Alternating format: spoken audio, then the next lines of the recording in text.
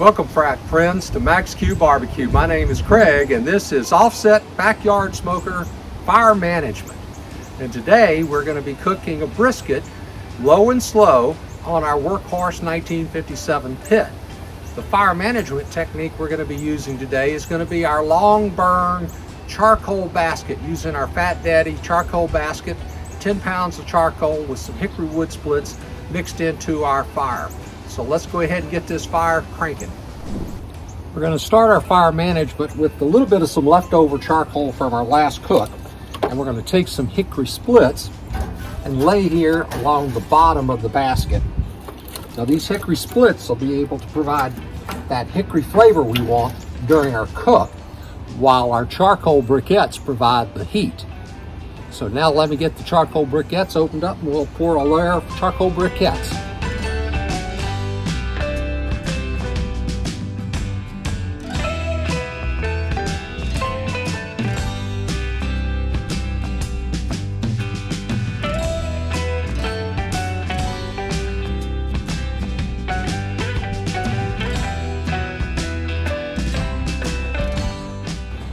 Our goal today is to get as much charcoal in the basket as we can possibly get to give us this long and slow burn so we can heat up this pit and not have to deal with the fire a lot during the afternoon. All right, folks, you can see we've got our Fat Daddy fire basket packed about as full as you can get it packed with charcoal. And we've got about 5 hickory splits mixed in within all the charcoal. And so now we're going to go ahead and light one end, the far end down here of our charcoal, using our propane torch. So let's see if we can get this thing started and get it going.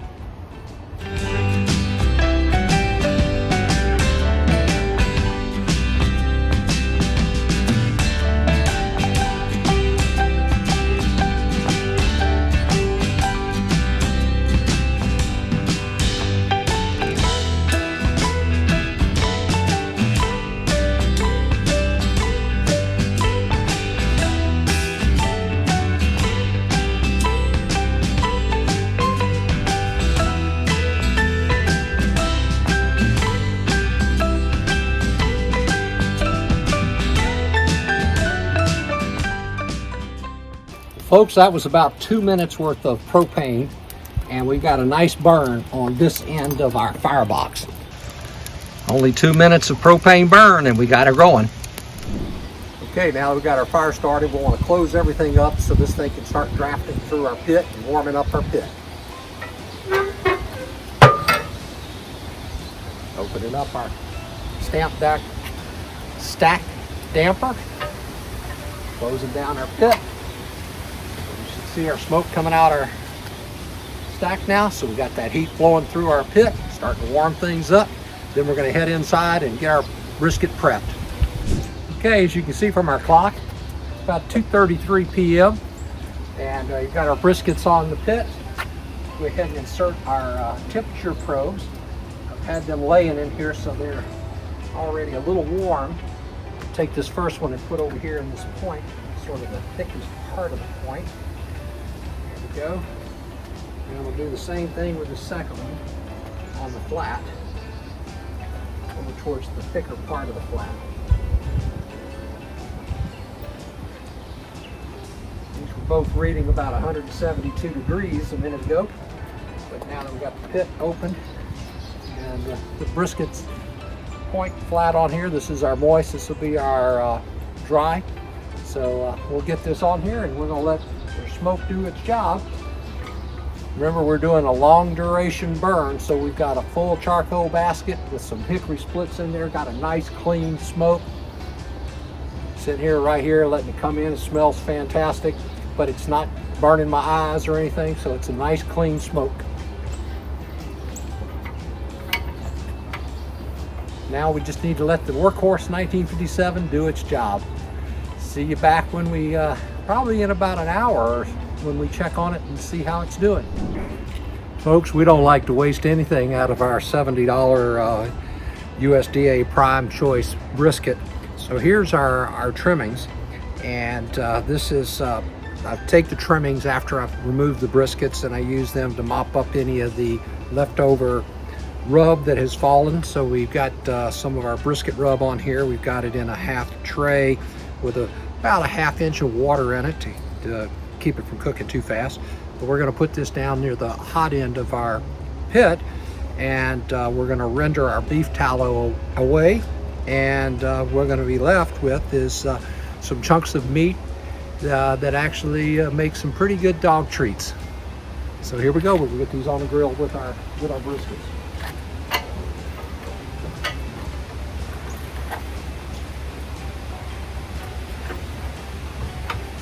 All we need to do is let the smoke and the wood and the charcoal do its job, and we'll have some beautiful brisket to take to Baltimore tomorrow evening. Welcome back, friends. It's 4:05 p.m. It's been about 3 hours since we started our fire. Our temperature in our pit is running at about 235 degrees, so it's still at a good barbecue temperature, but I thought it might be good, since it's been several hours, to take a look at our fire. So let's take a look at our fire and see what we've got. I'll slip on these welder's gloves just in case there's some hot material to deal with.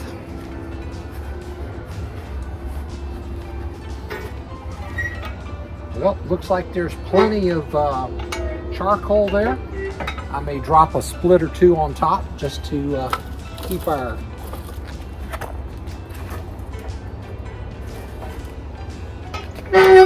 smoke going. But plenty of coals there, so that should give it a little extra fuel there with that hickory splits in there, and keep our smoke going. Nice clean burning fire. You can take a look over here at our stack. Nice clean smoke. Nice warm, nice barbecue temperatures. Nice low and slow barbecue temperatures. So fire's doing great. All right, we'll come back and check on it in a couple hours. Welcome back, friends. It's 5:10 p.m. and our temperature on our grill right now is 218 degrees, so it's a little low for my barbecue. I'd like it at least above 225. So the two splits we put on an hour ago held us for a little bit, but didn't do us really good. So let's open up this fire pit. I think what I'm going to try to do is rake what remaining charcoal I have back towards the front of the Fat Daddy charcoal pin, and then I'm going to refill it with some fresh charcoal, so we'll have a larger amount of fuel to work with. So to manage my fire, I'm going to probably use this spade. I'll go ahead and get my gloves on just to assist with that, anything that might be a little hot. So we'll deal down here. All right. As you can see, our splits are pretty much completely gone. I'm going to go ahead and work our charcoal, get some of that ash.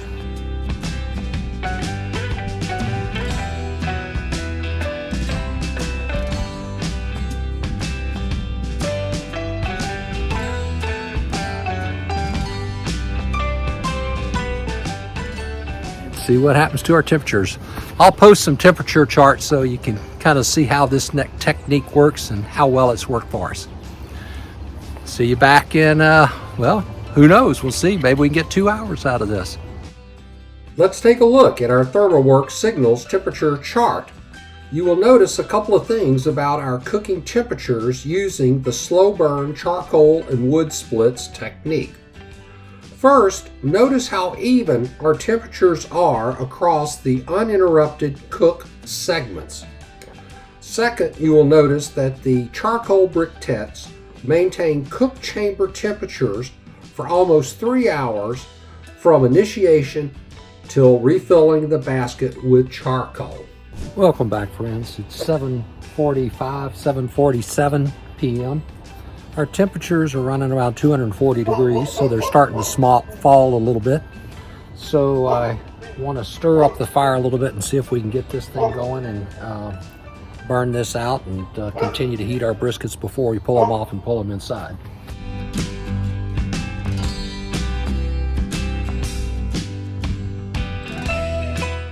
As you can see, we've got a really good coal bed going. So just wanted to stir it up a little bit, get some of that ash off of it, and see if we can let this thing continue to burn and keep our briskets cooking. This ThermalWorks Signals temperature chart covers the entire 6-hour period that the brisket was smoked on our Workhorse 1957 pit. You will notice that there was a slow recovery from the second fire feeding. During this feeding, we completely rebuilt the charcoal and wood split bed for the fire. Once the fire regained its momentum, the charcoal and wood split bed burned quite evenly for the 3-hour duration. Note that between the 5:15 and 6:15 period, the fire gradually increased in temperature, maxing out at around 300 degrees before taking a long, slow, gradual decline until we removed our brisket at around 8:30 p.m. I apologize for the time scale on the ThermalWorks chart because it is on a different time zone than our central time zone in St. Louis. Note that it's Eastern Standard Time. Welcome back, friends. It is now 8:25 p.m. It's been about 6 hours, a little over 6 hours and 15 minutes that the briskets have been on. And our temperatures are starting to fall. Our coals are just slowly burning out. Still got a good bit of a coal bed, but not enough to maintain the temperature in the pit at the 200 degrees or 250 degrees that we want. So we're going to go ahead and pull the briskets off of the pit.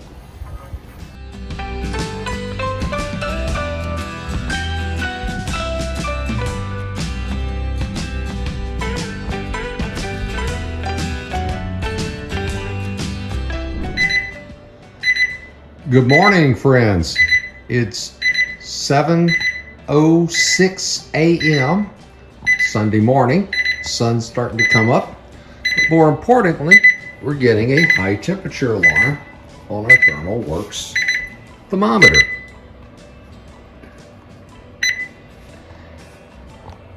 And we're looking at our temperatures. One of our probes is at 201 and our other probe is at 198. Which means that our oven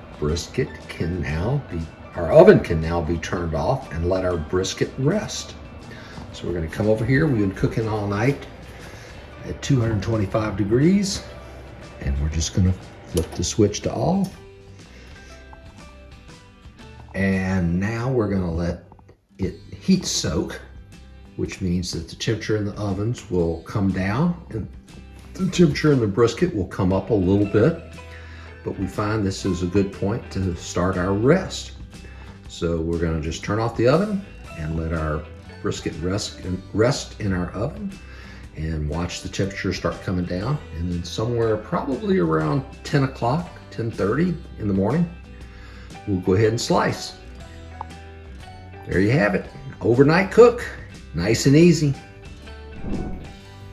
Welcome back, friends. It's now 11 a.m. on Sunday morning, and we've just removed our brisket from its rest.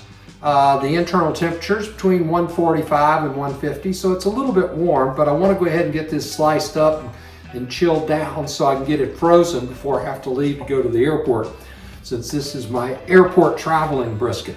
So let's go ahead and open this thing up, take a look at what we got here. Well, that's looking very beautiful. Very, very beautiful. So what we're going to do is we've got the point here on top. Oh goodness, look how tender that is. It is just almost fall apart in your hands tender. So we're going to lay that out here on our table. And like we like to do is we're going to go ahead and slice off our burn ends. Look at that smoke ring, folks. Look at that smoke ring. That thing is beautiful. Our last ThermalWorks Signals temperature chart shows the entire 16-hour cook time for our brisket. We smoked the brisket for 6 hours on our workhorse 1957 over charcoal briquettes and hickory wood splits. We finished the brisket overnight in the oven at 225 degrees Fahrenheit for 10 hours. After shutting off the oven, we let the brisket rest in the cooling oven for 4 hours until the temperatures were low enough for us to slice the brisket and package it away for travel. Okay friends, we've got everything packed up and ready to go in the freezer. We've got most of our flat and our point, our slices, bagged up in our vacuum seal bags. We got our burn ends put into our Ziploc containers. However, we did put a little bit of the flat into one of our Ziploc containers to bring to our mother-in-law who lives in Louisiana. So we'll bring that to her. Now these two jars are the the juice, the au jus that came off of our tray. I always like to save that in a jar, and then when I reconstitute the brisket, I'll put a little of that juice over it. I also use that juice whenever I'm making broccoli or other vegetable dishes to give it a little extra beef flavor. So there you have it. There's our airplane brisket ready to freeze, and then we'll pack it up in a suitcase, and then later today we'll bring it through in our carry-on bag, frozen, and TSA will stop and check to make sure it's frozen, and then we'll be on our way to Baltimore with the 17.5-pound smoked brisket. Thanks for watching. Well folks, I hope you enjoyed our fire management brisket cook. We have one last thing to do. We've came out this morning and scrubbed out the pit and removed all the ash and cleaned out the Fat Daddy fire basket. I also put a little more oil on the base of the firebox to protect it from rust. And then the last thing we got to do is I power washed out all of the grill grates and everything, so it'd be nice and clean for the next cook. But before I put the lid on it and seal it up, I want to give it a little bit of a coat of some spray oil. This is our Pam canola oil spray. Just want to put that on our grates just to keep them lubricated and ready for the next cook. Well, I hope you enjoyed our fire management, and we're going to close this thing up, put the stack down, and then put the cover back on it, and we'll be done.